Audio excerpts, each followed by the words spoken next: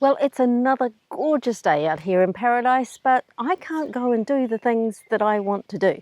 I was looking forward to heading off on a trip down to Tongariro National Park, one of my favourite places in the world. It's so beautiful. Honestly, the feeling when you drive through there and you've got the maunga, the mountain in the distance, it's gorgeous. But I'm not allowed to go. At least I have been asked very kindly not to go. And I'm not the only one. Dozens of tourists have been turned away. Tours have been cancelled, tracks are shut down, and some of this area might even be shut for the next 10 years. So I'm not the only one that's had to suddenly change their plans today. Hi, I'm Justine, the nerdy half of the Breakaway Bravehearts.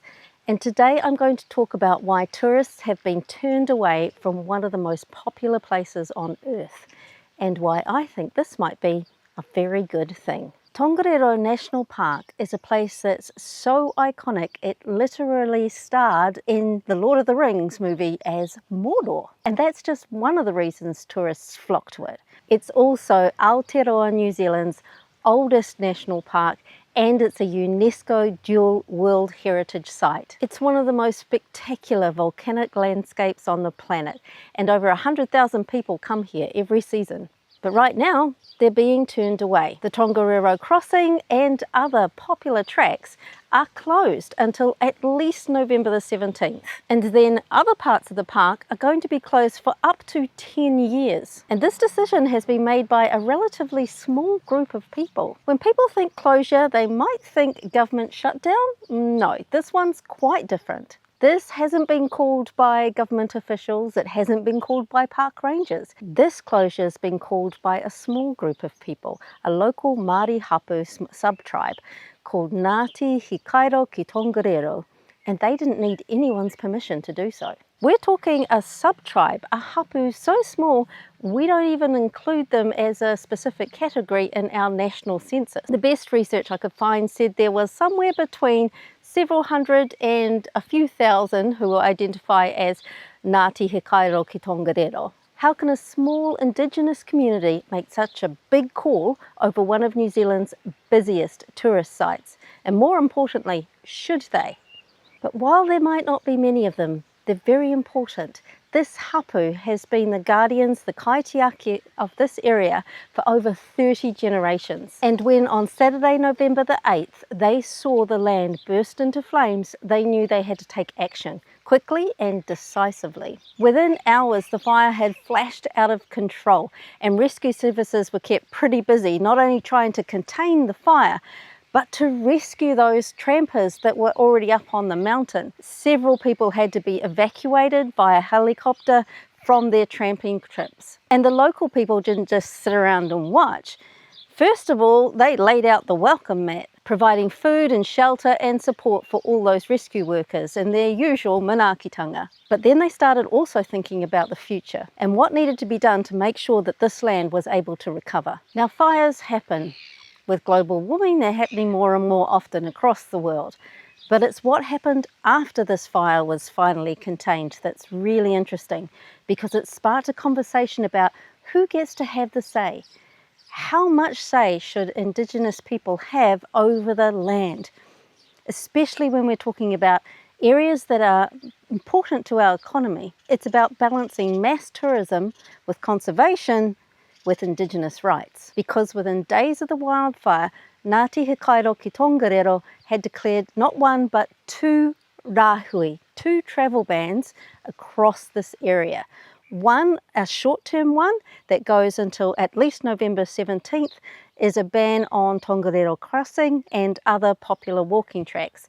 The second one is a much longer term. It takes up a much more wider area of land, all of the land that has been burned, and this rāhui will last up to 10 years. The first ban was immediate. The Tongariro Crossing and some other popular walking tracks were closed from November 9th until November 17th. This is to give the time needed for the land to breathe after the fire. But the second one, that's a big one. That's a 10-year rāhui over the burn area. That's a decade where our local iwi can work with our Department of Conservation to assess what the damage is and to work out what's been lost. This big rāhui reflects the commitment of these guardians, the kaitiaki of the land, to ensure the well-being of the mountain and everyone who lives beneath it. And here's the thing, this isn't even the first rāhui to be placed on Tongariro. Back in March 2025 and even earlier in April 2024, rāhui was placed on parts of the land because of deaths on the tracks. That's a traditional response.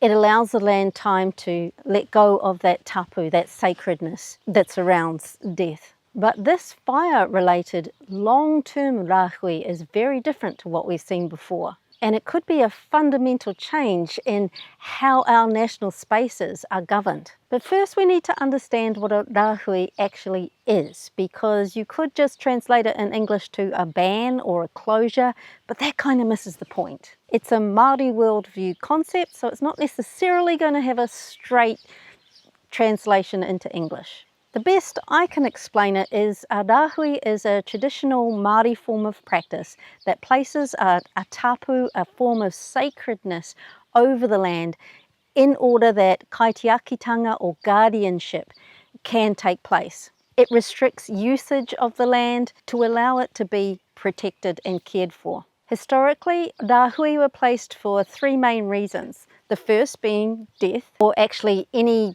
pollution or breaking of that tapu, that sacredness. The second, conservation of resources.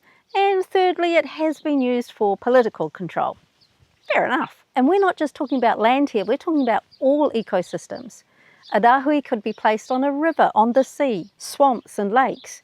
It could be placed over certain types of seafood, shellfish, or certain crops like flax, or it could be put over certain areas of travel pathways. But the central principle is always sustainability.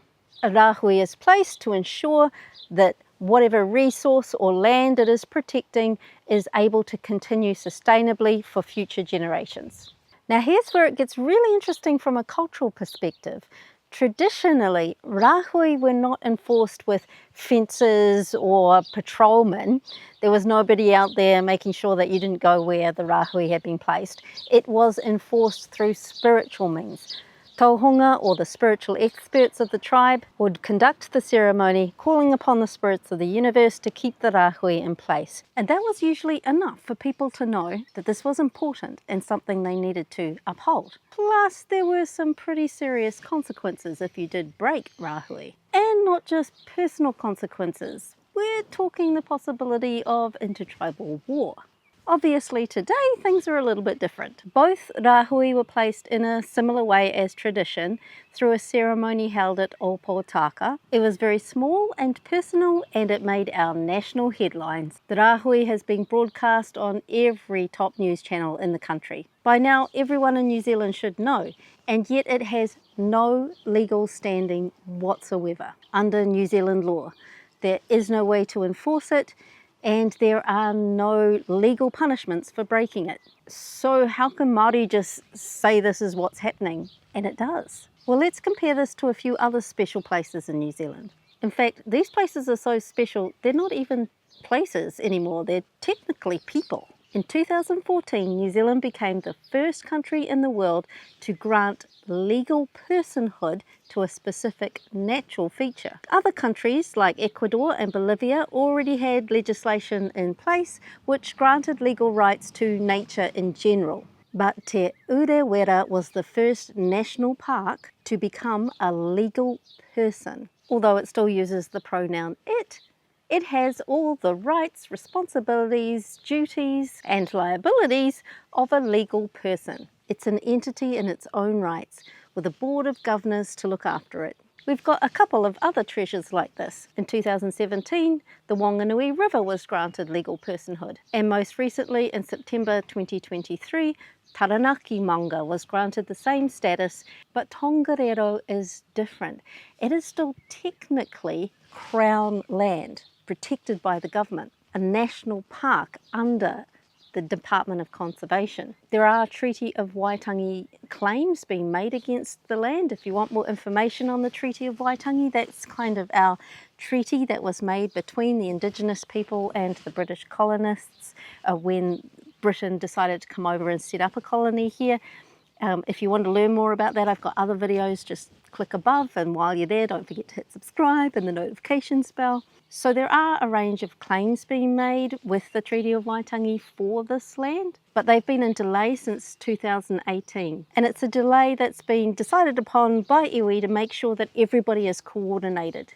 But until that has been settled, the land is still technically under Department of Conservation rule. And yet, when Ngāhi Hikaro ki Tongariro said, rāhui, tracks closed, they were instantly closed. The Department of Conservation went into action. They coordinated with locals to make sure that everyone that needed help who was there was off and was safe. They helped the tourists change their plans, and sometimes they even provided refunds for those that had bookings already for the tracks this week. But even when the fire department and the police declared, okay, the fire has been under control now, the department is still asking people to respect the rāhui. In the words of their spokesperson, this is not a time for sightseeing. When the second rāhui was placed, it was made clear that this is not your typical rāhui that's placed after a tragedy. This is something quite different and quite special. This is a restorative rāhui. It's focused on proactively bringing the land back to what it should be, because the greatest fear is that this burnt area is going to be put in the too hard basket, and it will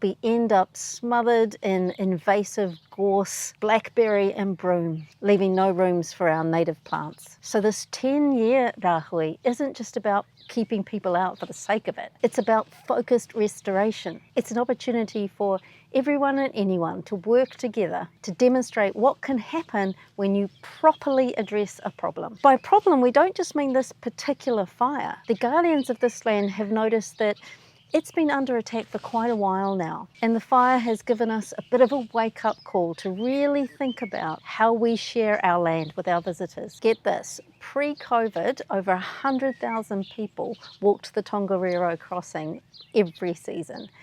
That's the population of a small city, all funneling their way through this very fragile ecosystem within just a few months of each other every year. One former sustainability consultant has called the Tongariro Crossing an example of tourism done badly.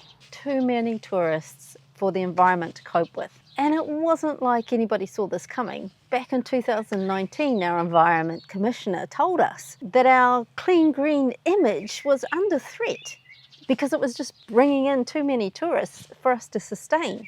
And Tongariro was called out as one of the sites that really needed some stronger protection from the overwhelming number of visitors. The Department of Conservation have been acting, but it was clear by 2023 that they were struggling. There were more vehicles than they could manage, there was more rubbish than they could handle, and there was not enough toilet facilities to keep everybody comfortable.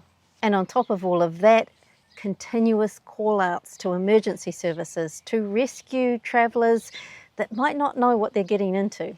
It is a tricky piece of terrain and people underestimate it, and the infrastructure just couldn't keep up. But this is not just about environment and conservation. And I think this is what a lot of the coverage on this is missing. This is actually a really important political and social step forward for our country. Traditional practice with roots in pre-colonial Māori times, enforced through spiritual authority alone, is operating in 2025 to protect a landscape within a modern nation state. That's pretty cool if you ask me. This is what Indigenous authority looks like when it doesn't have to check with the state for a legitimacy. The rāhui over Tongariro demonstrates something quite profound, sometimes cultural authority, backed by a continuous relationship with place, can achieve what legislation is yet to provide. Because although breaking a rāhui is not illegal, it is considered profoundly culturally insensitive.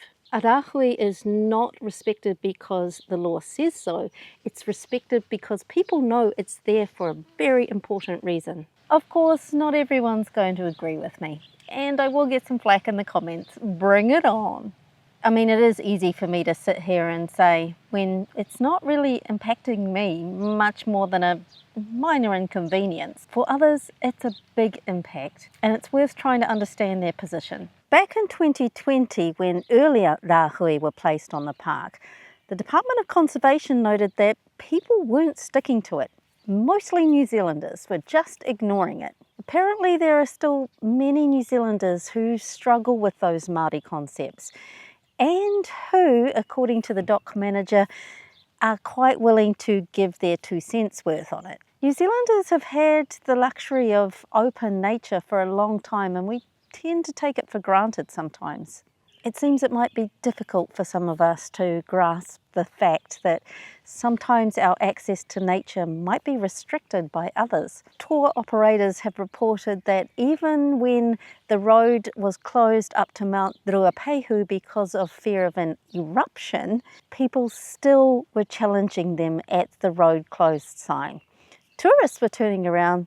New Zealanders felt like they could argue the point. And then there's the economic dimension, which really shouldn't be made fun of, because this area has already had a huge impact on its economy from COVID. As of mid-2024, spending in this area was still only 57% what it was pre-pandemic, whereas the national average is a recovery up to 81%. This is a small community with vulnerable businesses watching one of their major tourist attractions close. Sometimes the frustration people feel is not anger at Māori protocol, it's fear at the impact this is going to have on their livelihoods. None of this is happening in a vacuum. There's a whole legal and political context here. As I mentioned before, there is still Treaty of Waitangi redress issues and claims around the land. And even while that's going on in the background, a lot of us agree that more iwi need to be involved more often in the management of such sites. Having access to New Zealand's national parks is an honour, it's not a right, regardless of whether you're a business, a tourist, or an experienced tramper. So respecting and honouring the rāhui is one small and sometimes painful step forwards in acknowledging that perhaps the Indigenous people do know best when it comes to their ancestral lands. So the fire and the 10-year rāhui has raised a conversation that we might need to have more urgently than we thought. While the main Tongariro track is expected to be open on November 17th, there's a more important question of who's going to be in charge from then on. The fire has laid bare not just the ground, but that open debate of how should we be involved in protecting our land and allow visitors to come and enjoy it too. And when you think about it, Tongariro's fire isn't just an inconvenience for a week, and it's even more than significant damage to the ecosystem. It's actually a deeper question about who gets to care for the places we all love. Ngāti He Kairo ki Tongariro didn't wait for a government directive. They just made that decision, that call. They acted out of the kind of responsibility that comes from having a relationship with the land, not just living on it. And that decision has reminded us all that sometimes being responsible doesn't mean you just go and look up the law book. Sometimes you've got to check in with a wisdom that's far older.